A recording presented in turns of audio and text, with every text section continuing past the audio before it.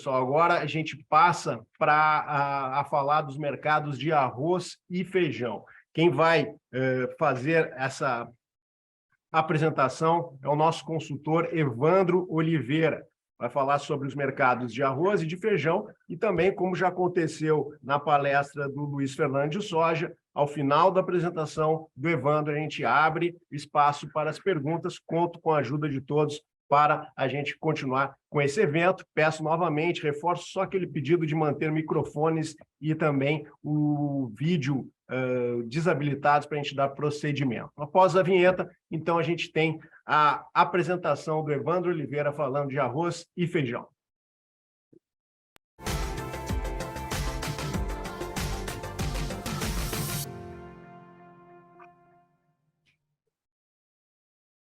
Bom dia, Evandro, tudo bem? Bom dia, Dylan. Consegue me ouvir bem? Estou ouvindo bem. À disposição aí, tem os próximos 30 minutos para fazer esse panorama aí dos mercados de arroz e feijão. Tudo contigo, não vou te atrapalhar mais para ter bastante tempo aí para a gente apresentar os participantes. Legal, bom dia, Dylan, muito obrigado.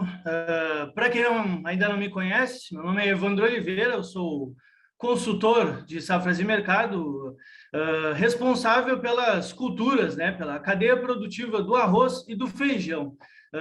Essa cadeia produtiva, né, pessoal, esses companheiros presentes no prato de praticamente todo brasileiro, né, o símbolo da gastronomia nacional, que contribuem aí, né, fortemente para a segurança alimentar global, né, pessoal? E o arroz aí entrando como garantia energética de mais da metade da população do planeta, e o feijão entrando como uma proteína verde, né, pessoal? Combatendo aí deficiências importantes nutritivas, né? Então, esses dois produtos complementares nós vamos abordar hoje, e eu vou passar uma apresentação para vocês. Está aparecendo certinho, Dylan? Tudo certo, Evandro. Pode continuar aí. Perfeito. Primeiramente, né, pessoal, vamos falar sobre o arroz. O arroz, essa cultura muito importante para o Brasil, em especial para o Rio Grande do Sul. Vamos estar conversando aí a respeito da dinâmica na formação dos preços do arroz e falar um pouco sobre as tendências para a temporada 2023, para a nova temporada. Então, primeiramente, aqui nós temos o famoso tripé de formação de preços para o mercado do arroz, onde temos os três principais fatores que atuam nas cotações, né? Que temos a produção nacional, onde, como falado aí, entre o Rio Grande do Sul como um importante player nesse mercado, os preços nacionais, onde vamos acompanhar um pouco aí do cenário global para esse cereal, e também sobre o câmbio, que tem atuado firmemente aí nos últimos meses e trazendo bons resultados para a cultura do arroz. Então, aqui eu trouxe para vocês um quadro trazendo uma projeção de safra, alguns números sobre a safra brasileira de arroz. Então, como eu havia falado, né, nós temos ali, não vou, obviamente, como o tempo é curto, não vou citar todos os números, não vou comentar todos, vou apenas salientar alguns destaques, né? Então, vamos falar primeiramente sobre o Rio Grande do Sul, que atualmente conta com mais de 70% da produção nacional de arroz, então arroz gaúcho, né, 70% da produção nacional, que devido aí os altos custos de produção e conforme falado pelo Luiz Fernando aí, que vem perdendo áreas para culturas mais rentáveis, como a soja, o milho e outras culturas também que têm apresentado rentabilidades bastante significativas. Então, os números atuais para a área do Rio Grande do Sul, nós trazemos aí ficando em torno de 903 mil hectares, que nos traria aí uma produção ao redor de 7.457.000 toneladas, isso levando em conta uma produtividade média, né? Lembrando que este ano contamos com a presença de um Laninha, que, pelo que tudo indica, deve ser um fenômeno um pouco mais um pouco mais leve, né? Não tão agressivo quanto os últimos, porém, devemos trabalhar aí com números de produtividade média. Então, a produtividade média para o estado do Rio Grande do Sul deve ficar aí em torno de 8.250 quilos por hectare. Então, a produtividade média que deve ser recuperada aí frente a temporadas anteriores, o que não traria um impacto tão significativo na produção total do país. Outro estado de grande relevância para a cultura do arroz, nós temos aí o estado de Santa Catarina, pessoal. O estado de Santa Catarina também tem sua importância no mercado do arroz, com uma área de aproximadamente 142 mil hectares e uma produção total de cerca de 1.220.000 toneladas. E o estado que conta com a maior produtividade nacional, né? O estado de Santa Catarina, destaque de produtividade para o mercado de arroz. Então, o estado de Santa Catarina deve contar com uma produtividade de aproximadamente 8.500, 8.565 quilos por hectare. Então, são produtividades recuperadas que, mesmo com o fenômeno de laninha, nós devemos ter uma produção regular. Não devemos contar com uma quebra tão significativa na produção do arroz. Lembrando que nós temos dois fenômenos que impactam diretamente na produção de arroz, sendo eles o El Niño e o Laninha, né, pessoal? Então, estudos mostram que em fenômenos Laninha podem, até de certo ponto, ser mais favoráveis para a cultura do arroz, onde, apesar da menor incidência de chuvas, tem uma maior quantidade de sol disponível. Então, isso contribui para a cultura do arroz, que é uma cultura irrigada, que acaba não sofrendo tanto assim com faltas de chuvas não tão agressivas. Então, em épocas de El Niño, a cultura do arroz acaba tendo impactos um pouco mais severos pela menor incidência de sol. Porém, a quantidade aí de água disponível acaba sendo maior. Então, no total, a área plantada do Brasil deve ficar em torno de 1.600.000 hectares, com uma produção nacional de aproximadamente 10.684.000 toneladas, frente a 10.977 da temporada anterior. Então, nós vemos que temos um recuo, né, uma quebra, por assim dizer, de aproximadamente 2% ou até 3% na produção nacional, enquanto a área deve cair em torno de 4%. Então, o que se espera para essa nova temporada é que as produtividades sejam recuperadas e não se traga tanto impacto na produção nacional.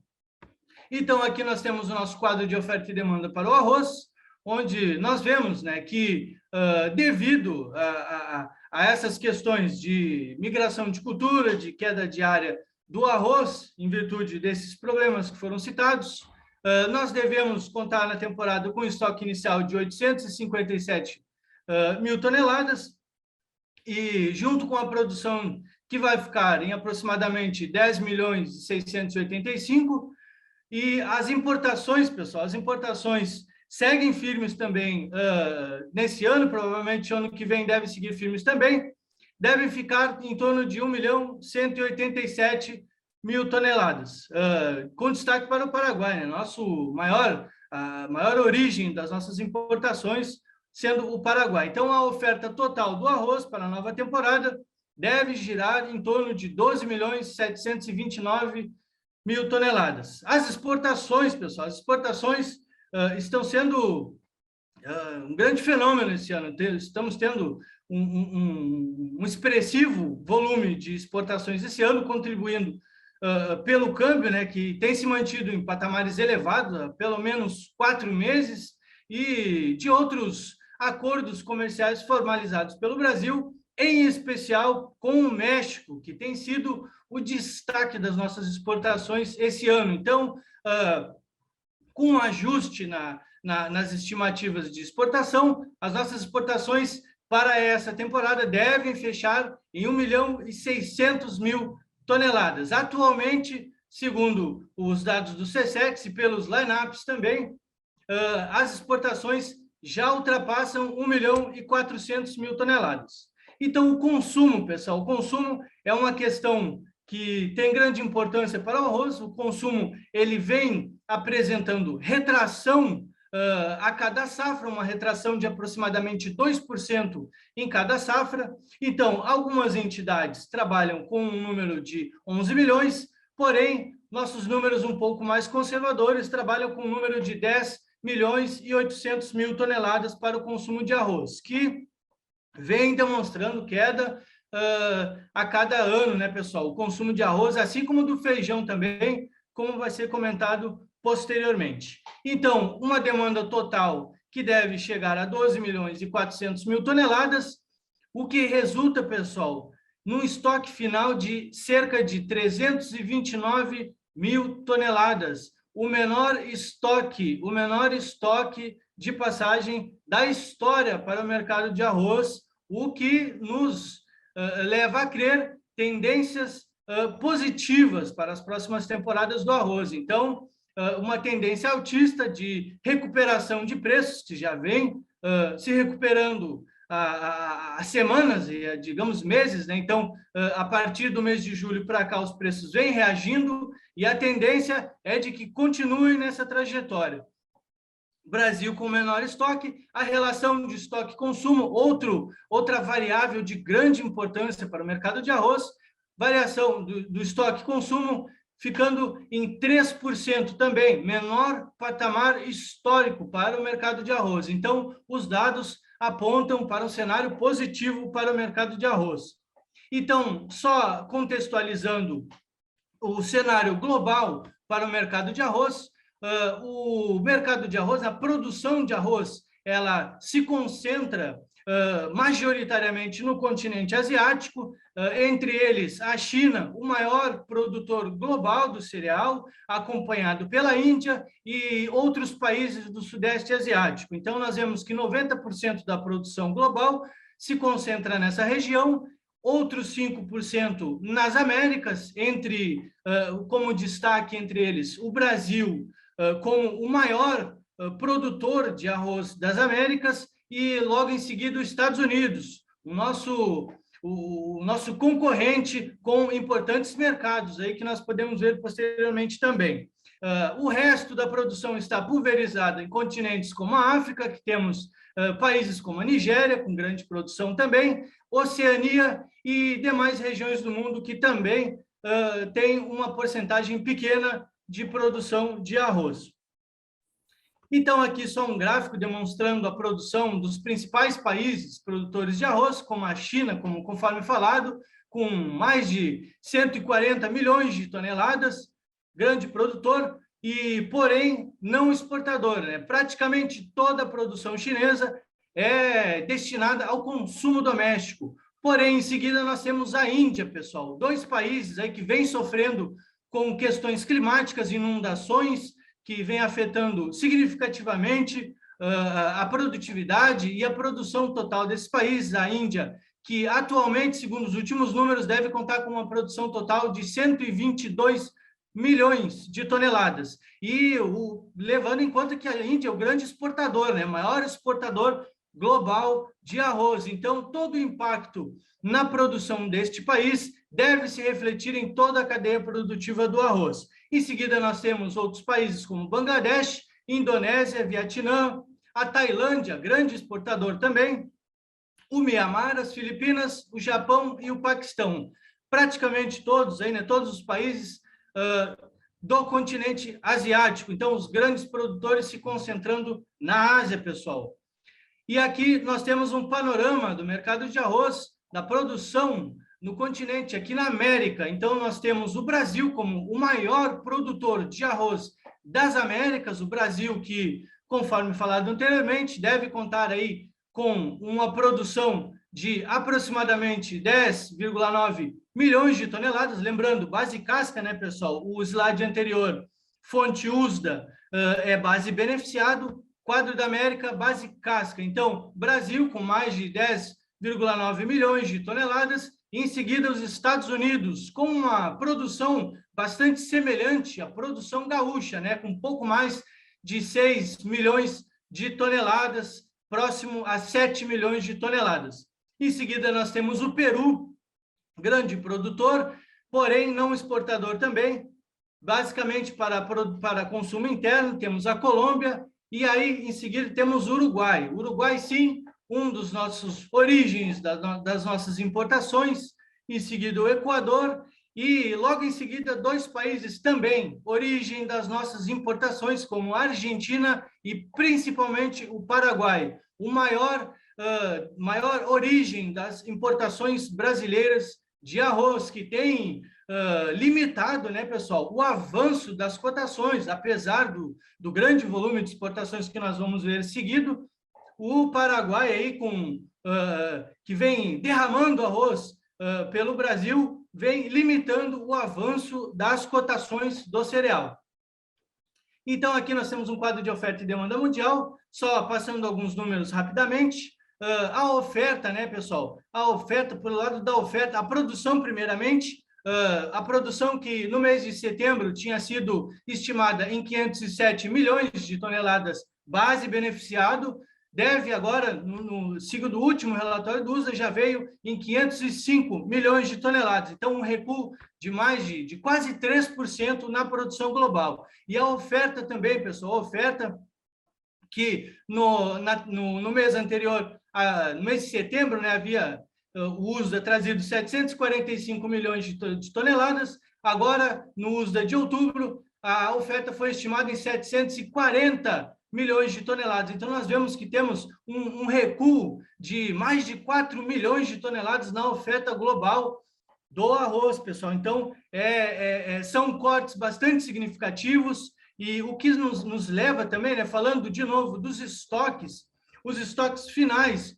globais para o arroz, que no mês de setembro eram de aproximadamente 173 milhões de toneladas base beneficiado, agora no USDA do mês de outubro já vieram em 171 milhões de toneladas base beneficiado, o menor estoque das últimas 5 temporadas, pessoal. Então, mais um fator que vem indicando uma trajetória altista para os preços do arroz. Importante momento para o arroz, que deve trazer finalmente um fôlego para o produtor que estava há bastante tempo esperando por esse respiro. Então, aqui nós temos só uma breve explicação da dinâmica da formação de preços do arroz, onde, conforme falado, os maiores produtores, como a China, não são necessariamente grandes exportadores, né? Pois produzem basicamente para consumo interno e exportam basicamente só o excedente ou poucas quantidades. Então, o fluxo do comércio global e os preços mundiais do arroz, pessoal, eles dependem integralmente da evolução na produção dos países mais deficitários, aqueles países que não suprem a sua demanda, né? Então, ou de flutuações nos suprimentos internos de países de alto consumo, como a China, por exemplo. Então, de forma resumida, para uma análise mais aprofundada da cadeia produtiva do arroz, ela deve ser feita de fora para dentro, pessoal. Então, aqui, seguidamente, nós temos o dólar, conforme falado, que tem contribuído ativamente para o avanço das vendas externas brasileiras de arroz, trazendo um saldo bastante volumoso de exportações brasileiras nos 4 últimos meses. Então, nós vemos que a partir do mês de junho, nós tivemos uma forte alta nas cotações do câmbio, onde ultrapassou aí a marca dos 5,40, lembrando que para as tradings que atuam no mercado de arroz, patamares acima de 5,20 já se tornam patamares relevantes, patamares interessantes para os negócios de exportação. Então, o dólar atingiu esse patamar dos 5,40 e aí passou a flutuar ao redor dos 5,20 durante os últimos 4 meses, contribuindo significativamente para o bom resultado das exportações brasileiras. Então, aqui nós temos, conforme falado, um comparativo entre o preço de exportação do arroz gaúcho comparando, né, com o preço de exportação do arroz norte-americano, né? Então, as cotações no Porto de Rio Grande comparando com as cotações no porto de Nova Orleans, nos Estados Unidos. Então, nós vemos que, a partir do mês de junho, né, entre maio e junho, a gente tem um spread maior entre os preços norte-americanos e os preços brasileiros, né? Então, se tornando o arroz gaúcho mais atrativo no mercado externo e resultando em um bom volume de exportações. Então, aqui nós temos um quadro só mostrando, né, pessoal, a importância do México nas exportações brasileiras de arroz, que atualmente já conta com mais de 310 mil toneladas compradas do Brasil, né? Mais de 310 mil toneladas de arroz brasileiros exportados para o México, devido a acordos comerciais e também por uma maior atratividade dos preços brasileiros. Lembrando, né, pessoal, que o México tem uma grande parceria com os Estados Unidos, onde há até facilitações logísticas entre os dois países para o escoamento desse cereal, né? Então, para ver o grande momento que o Brasil passa, o México como destaque das nossas exportações, que o arroz em casca já atinge mais de 600 mil toneladas nessa temporada, entre os meses de março e outubro. Então, aqui, seguidamente, também temos o arroz beneficiado,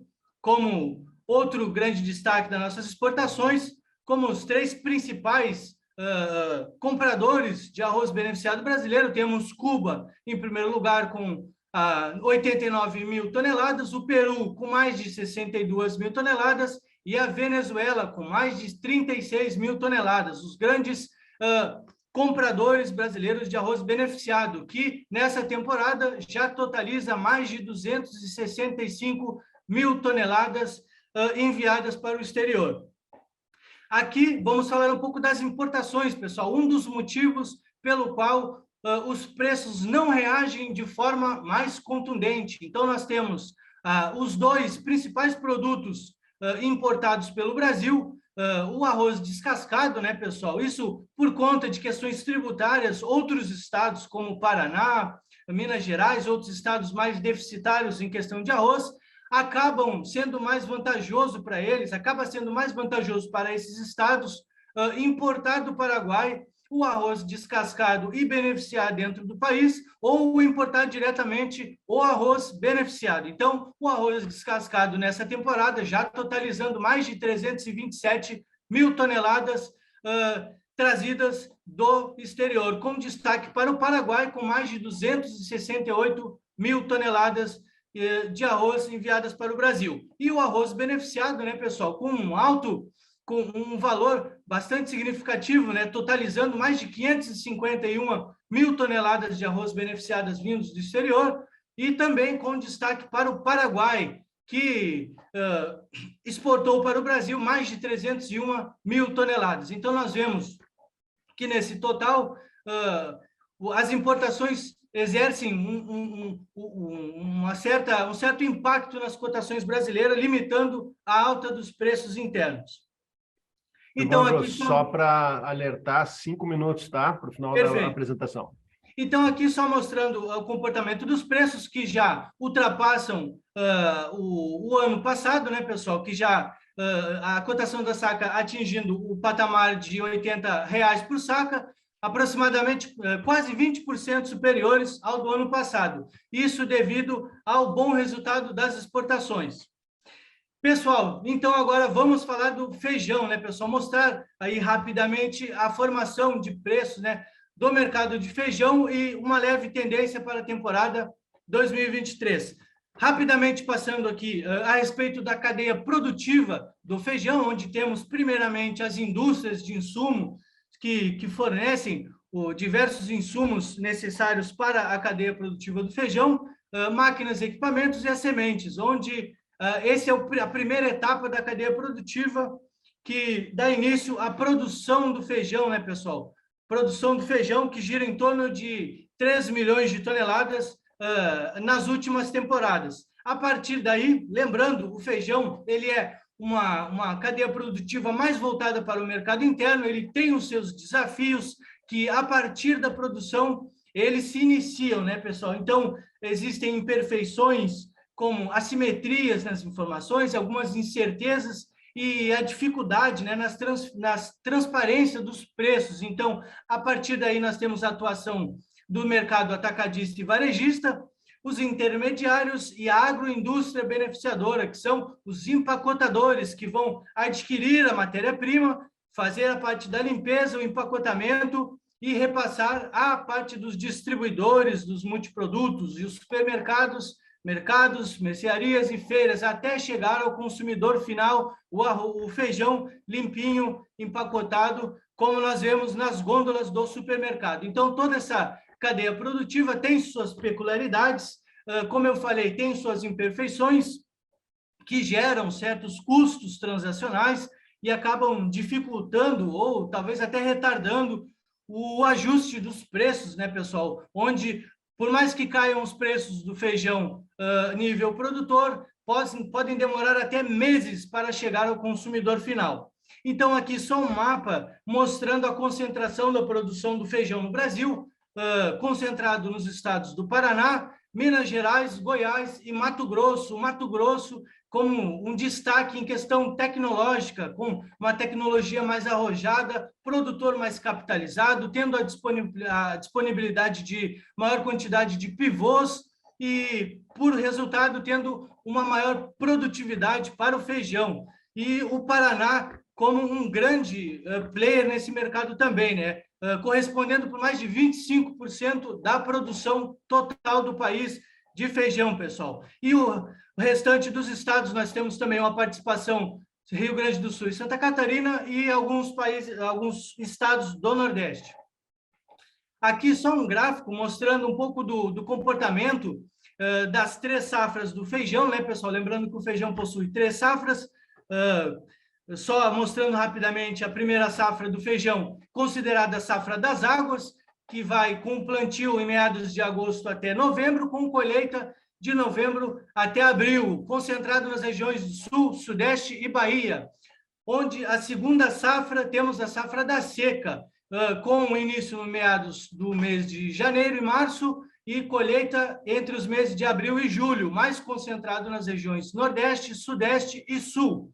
E, por fim, a terceira safra, a safra de inverno, que atua como um complemento até o mês de novembro para a primeira safra.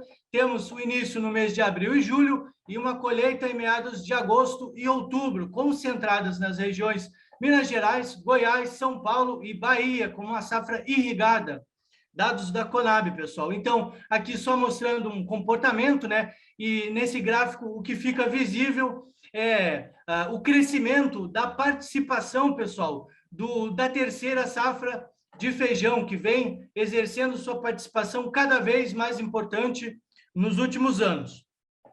Então, aqui só um exemplo aqui do balanço de oferta e demanda do feijão, onde atualmente temos um estoque de pouco mais de 197 mil toneladas e a produção total do Brasil deve atingir aí para o feijão comum aproximadamente de 2 milhões e 960 mil toneladas. O volume de importação é bastante irrisório, como principal origem temos a Argentina, que exporta para o Brasil feijão rajado, feijão preto e feijão vermelho, principalmente.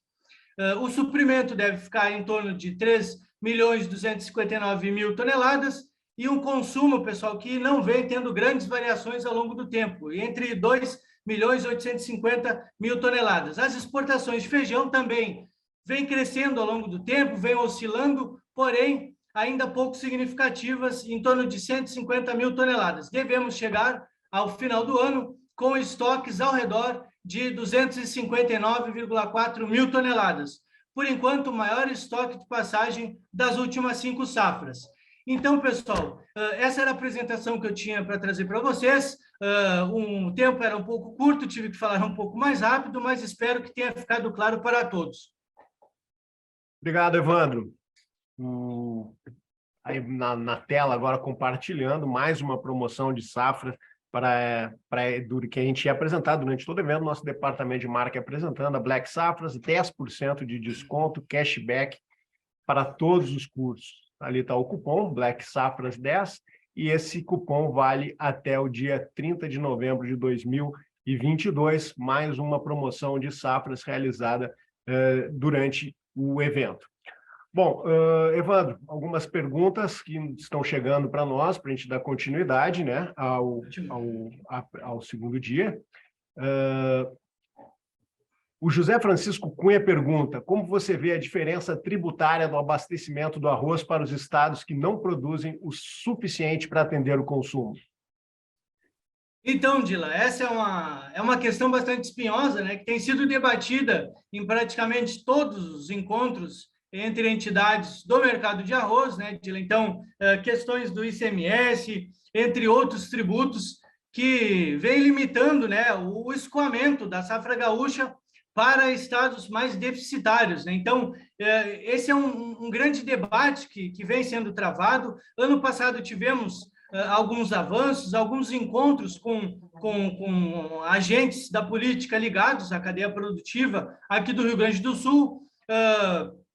Essa conversa está avançando, porém, ainda é um fator de grande empecilho aí do maior escoamento da safra gaúcha e de um maior avanço das cotações do cereal, que poderia, né, pessoal, trazer um maior fôlego para o produtor e talvez impedir esse corte de área que nós tivemos e talvez limitando um pouco as importações do Paraguai, né? Então, provavelmente nesse ano, esse debate acerca desse assunto vai se estender. Temos bastante, as entidades estão bastante atuantes nessa questão e provavelmente nesse ano, nessa próxima temporada, nós teremos maiores desfechos a respeito dessa questão. Evandro, tem uma pergunta aqui de feijão, tá? O Edson Stock pergunta: pelo estoque de feijão... Edson, um abraço, Edson. Pelo estoque de feijão que apresentou, não vai subir o preço do feijão? Então, Edson, baseado no estoque, nós temos um estoque relativamente confortável ainda para o feijão. Porém, nós devemos lembrar que a área de feijão vem sendo reduzida também, assim como o arroz, né? As duas culturas vêm sofrendo com os mesmos problemas. Então, a área vem sendo reduzida. Nós temos aí importações da Argentina, temos os altos custos de produção do feijão também, girando ao redor aí de 6.500 reais por hectare desde a primeira safra até mais de 10 mil reais por hectare na terceira safra, né? Então, custos bastante elevados para a cultura do feijão. Então, isso vai se resultar em uma menor área e, consequentemente, a produção do feijão também vem recuando e atualmente já vem sendo menos de 3 milhões de toneladas, né? Então, o que se indica para a próxima temporada, o que vem sendo debatido é um enxugamento dessa oferta, né? Então, parte desses estoques, obviamente, vai ser enxugada, essa oferta vai ser enxugada, e a tendência é de, pelo menos, manutenção das cotações do feijão ou um leve avanço, uma leve reação dos preços, descartando, pelo menos no médio prazo, uma retração nos preços, Edson. Pergunta aqui do Rodrigo Ramos, de Safras. Evandro, as exportações já estão aquecidas no arroz. Desde o início dessa semana, o dólar vem subindo forte. O produtor deve aproveitar esse momento para fechar novos negócios? Grande Rodrigo, um abraço, Rodrigo.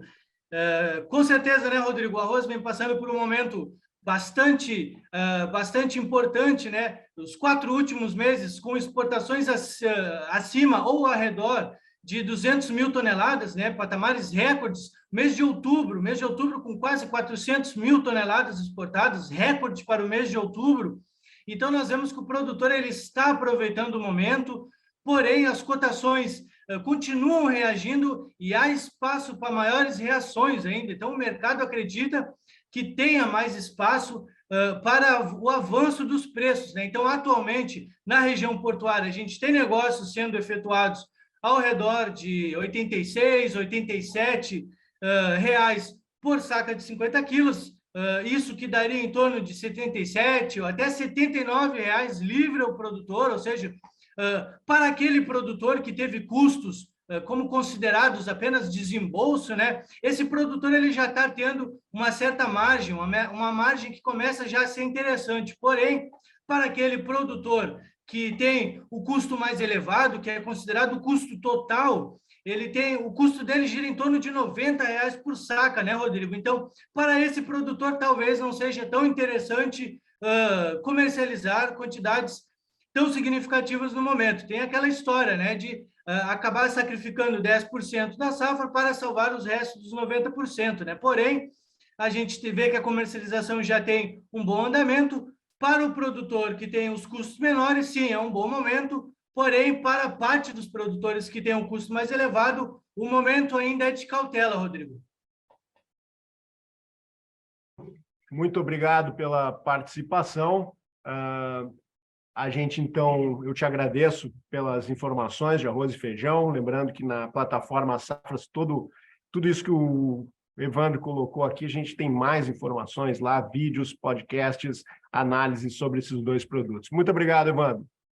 Muito obrigado, Dylan. Muito obrigado a todos pela participação. Um forte abraço e até a próxima. Evandro, chegou agora uma pergunta aqui. Ainda Opa. Temos um tempo? Vamos lá. Acho que vale a pena a gente responder aqui o Márcio Janti. A Conab passou a utilizar o ano calendário para divulgação de safras. No caso do quadro do arroz apresentado, está com base no ano safra. Isso não causa uma distorção, principalmente em relação ao estoque de passagem? Com certeza. Temos essas distorções, né? O ano safra, ano comercial, com certeza. Os números da Conab ultimamente têm trazido certas distorções, né? Não somente essa questão do ano comercial, como também alguns números de produção deles também estão bastante distantes do mercado, por assim se dizer, né? Então, a Conab que vem trazendo produção ao redor de mais de 11 milhões de toneladas, né? Enquanto boa parte do mercado trabalha com produção bem abaixo dos 11 milhões. Então, talvez essas distorções nos números da Conab, que ultimamente está mais otimista que o resto das entidades, talvez esse otimismo da Conab acabe gerando essas distorções nos números e também nos aspectos, aí, nos padrões atuados pela companhia. Agora sim, Evandro, muito obrigado pela participação. Agradeço também a quem participou mandando as perguntas para o Evandro responder sobre o mercado de arroz e feijão. Obrigado, Evandro. Valeu, Dylan. Um abraço. Abraço.